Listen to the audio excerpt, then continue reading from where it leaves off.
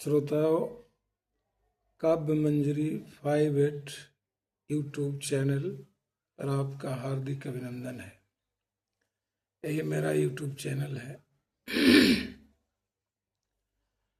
आज रामनवमी की पूर्व संध्या पर आपको कुछ बातें ऐसी बताने जा रहा हूँ।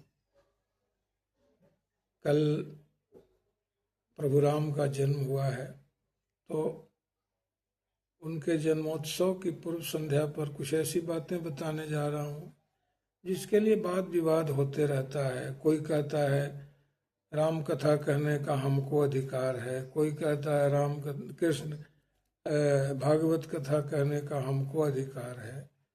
तो ये सब जो वाद विवाद हैं, इन्हीं के समाधान के लिए मैं कुछ बातें बताना चाह रहा हूँ। जहाँ तक राम कथा का सवाल है, तो राम का जन्म क्षत्रिय परिवार में हुआ था। तो क्षत्रिय परिवार में हुआ था तो पहला अधिकार तो क्षत्रियों का बनता है, उसके बाद ही किसी और का बनता है। ऐसे कथा, चूंकि अब भगवान की कथा तो कोई कह सकता है, उसमें तो किसी का वो ऐसा है नहीं कि हमारे भगवान हैं वो तुम्हारे भगवान हैं। भगवान सबके हैं। भगवान किसी के बांटे हुए तो हैं नहीं। भगवान तो सबरी के घर भी ये जूठा बेर खाए थे। तो भगवान तो सबके हैं, यानी जो भी भक्त बनेगा उसके भगवान होंगे। भक्त वत्सल भगवान होते हैं और भक्तों के ही गुलाम होते हैं। भगवान भक्तों के गुलाम होते हैं। तो जो भक्त है वही भगवान की कथा कहने का सबसे बड़ा अधिकारी है, चाहे वो जिस जाति का हो, जिस वर्ण का हो, जिस परिवार का हो, ये कोई मायने नहीं रखता। खैर, तो जहाँ तक मेरे कहने का सवाल है कि पहला अधिकार तो क्षत्रियों का है, उसके बाद ही दूसरों का कोई अधिकार बनता है। अब इसी तरह मान लीजिए भागवत कथा कहने में भी बहुत तरह की बातें कही जाती है। व्यास जी ने वेद लिखा, महाभारत लिखा, नारद जी के आग्रह के करने के बाद उन्होंने मद्भागवत लिखा। ऐसी कथा है कि नारद जी ने आग्रह किया कृष्ण लीलाओं के बारे में। ऐसे कुछ प्रसंग को छोड़ दें तो पूरा भागवत कथा कृष्ण की लीलाओं पर ही आधारित है। तो भागवत कथा कहने का जो अधिकार है वह किसका है? अब इस पर भी विवाद। अब मैं इसको समाधान के लिए कुछ बातें बता रहा हूं। व्यास जी का जन्म जमुना के एक द्वीप पर हुआ था। उनका इसीलिए उनका नाम कृष्ण द्वैपायन भी कहा जाता है। यही उनका मूल नाम है। क्योंकि वो उन्होंने इतनी कथाओं का, इतने ग्रंथों की रचना की, कथाओं का वर्णन किया, इसलिए उनको व्यास जी भी कहते हैं। लेकिन मूल रूप से उनका नाम कृष्ण द्वैपायन है, इसलिए कि जमुना के एक द्वीप पर हुआ था उनका जन्म। और चूंकि वो सांवला वर्ण के थे, इसलिए उनको कृष्ण द्वैपायन कहते। खैर, तो आप जानते हैं कि उनका जन्म सत्यवती यानी मत्स्यगंधा, एक निषाद कन्या के गर्भ से हुआ था। अब सोचिए, व्यास जी का जन्म एक निषाद कन्या के गर्भ से हुआ है, जिस गर्भ में उन्होंने उस मत्स्यगंधा निषाद कन्या के रक्त पान करके जीवित 9 महीने तक पले, जिसके गर्भ में। तो सबसे पहला अधिकार तो निषादों का है। सबसे पहला अधिकार तो भागवत कथा कहने का निषादों का बनता है, क्योंकि वो निषाद कन्या थी मत्स्यगंधा, उसको मछोदरी भी कहते थे। तो आप समझ लीजिए कि मत्स्यगंधा के गर्भ से जिसका ये हो, मत्स्यगंधा के गर्भ से जिसका जन्म हो, वो निषाद कन्या थी। तो निषादों का पहला अधिकार बनता है भागवत कथा कहने में। और चूंकि कृष्ण जादव कुल में पैदा हुए थे तो दूसरा अधिकार जादुओं का है, उसके बाद ही किसी और का अधिकार बनता है। ऐसे अगर भक्त है तो पहला अधिकार तो भक्त का है, चाहे जिस जाति का हो, जिस वर्ण का हो, इससे कोई मतलब नहीं। लेकिन अगर जाति वर्ण के आधार पर आप अगर विभाजित करेंगे ऐसे, तब तो पहला अधिकार निषादों का, दूसरा अधिकार जादुओं का, उसके बाद ही किसी और का अधिकार बनता है। अब देखिए,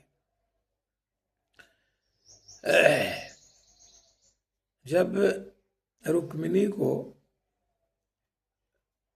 लेकर चले श्री कृष्ण, तो रुक्मी ने, जो उसका रुक्मिणी का भाई था, अपनी सेना लेकर उनका पीछा किया। तो पीछा किया तो रुक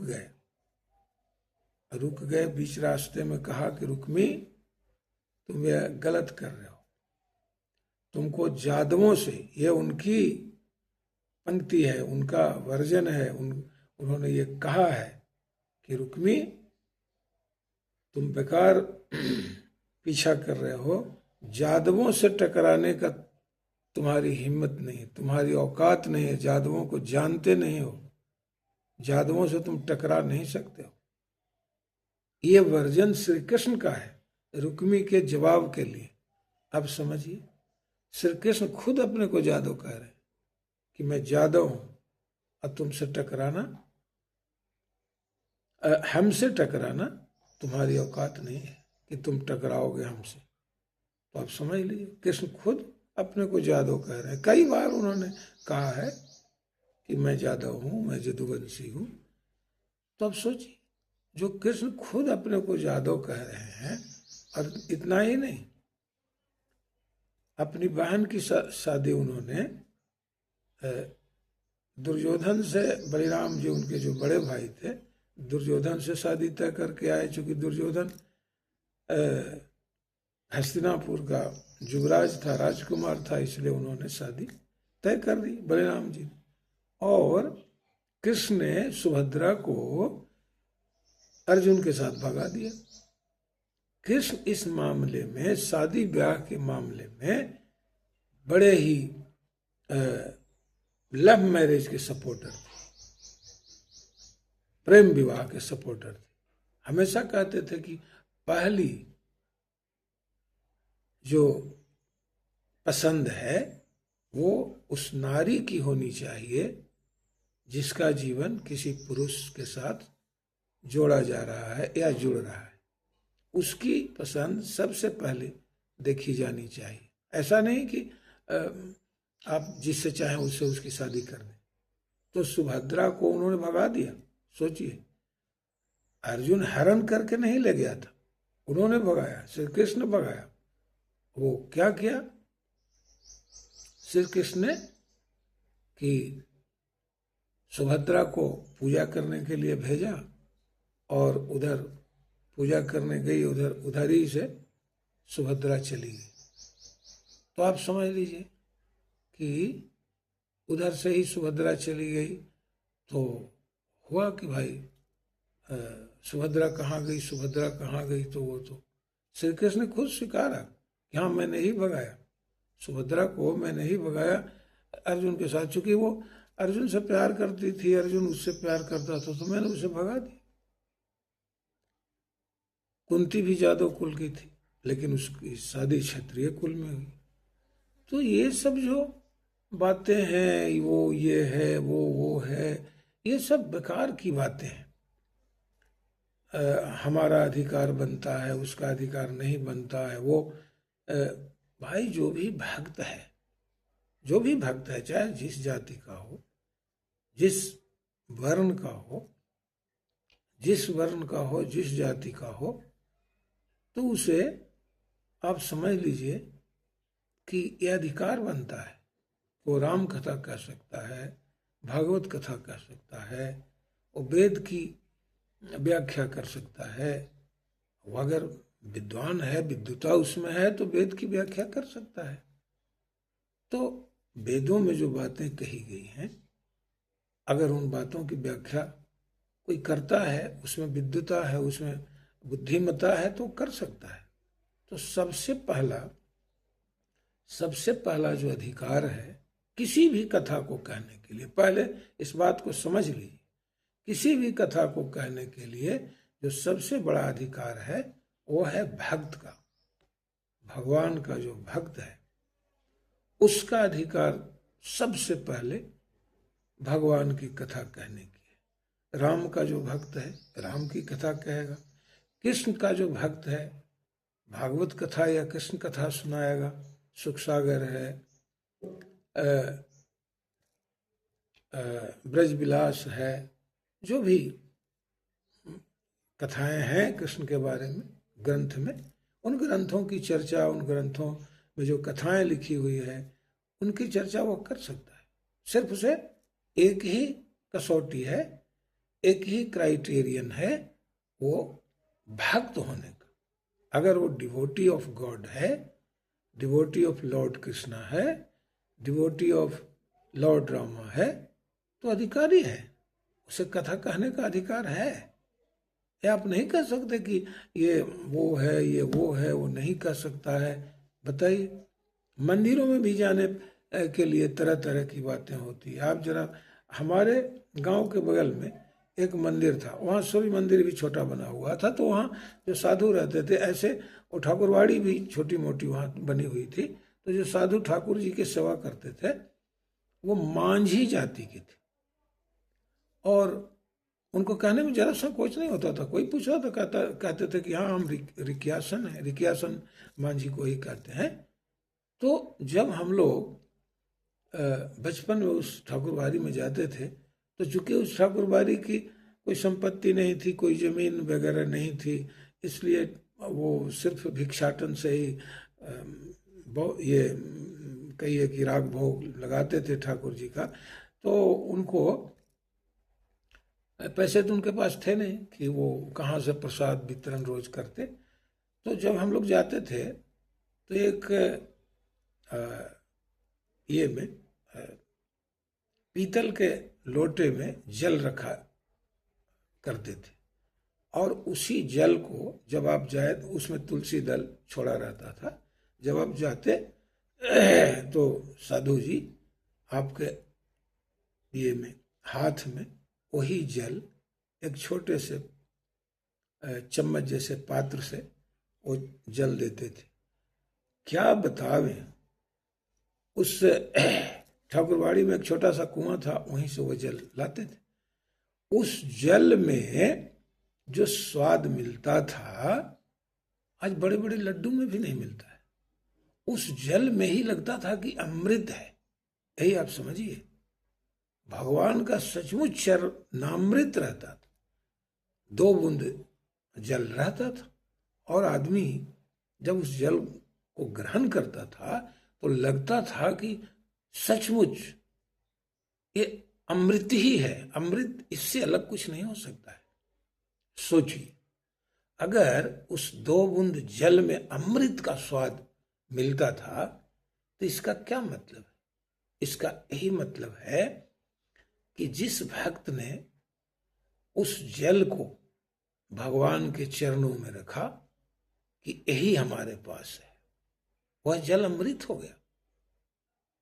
लड्डू आप पैसे से बांट रहे हो, जो जितना पैसा देगा उतना बड़ा लड्डू उसको दो, इस लड्डू में वह स्वाद नहीं है जो पैसे से बांटा जाता है।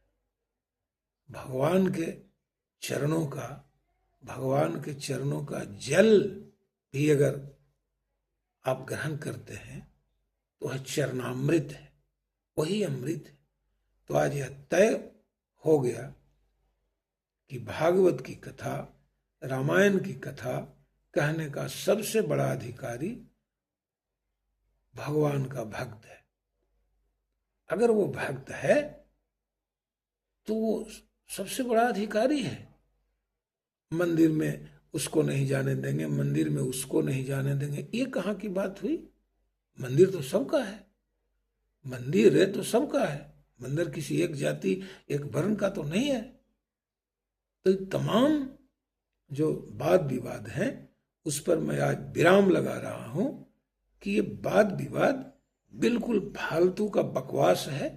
आई वाद विवाद करने वालों को मुंह तोड़ जवाब देना चाहिए कि भक्त से बड़ा भगवान के लिए कहा जाता है। रामायण में क्या कहते हैं कि जब जग जपु राम राम जपु जेहि, भरत सरिस को राम सने ही, जग जपु राम राम जपु जेहि। यानी भरत से बढ़ के भगवान का कोई भक्त नहीं हुआ, और पूरा संसार भगवान को भजता है और भगवान राम भक्त को भजते हैं। अब समझ ली, भक्त के गुलाम होते हैं, भगवान भक्त के गुलाम हैं, भक्त का भजन करते हैं भगवान। तो अगर भगवान की कथा भक्त सुनाता है तो इसमें क्या दोष है उसका, क्या उसकी गलती है? ऐसे नहीं सुना सकता, वैसे नहीं सुना सकता, बिल्कुल ये सब बकवास है। आज रामनवमी की पूर्व संध्या पर आप सबको शुभकामनाएं, भगवान राम के जन्मोत्सव की शुभकामनाएं, और रामनवमी आपको मुबारक हो। ढेर सारी खुशियां आपके परिवार में लावे, ढेर सारी समृद्धि, ढेर सारे आरोग्य। चूंकि आज पूरा कहिए कि संसार रोगों से परेशान है, तो रोग मुक्त यह संसार हो, आरोग्य पूर्वक संसार रहे, यही हमारी कामना है। इन कामनाओं के साथ मैं विदा लेता हूँ।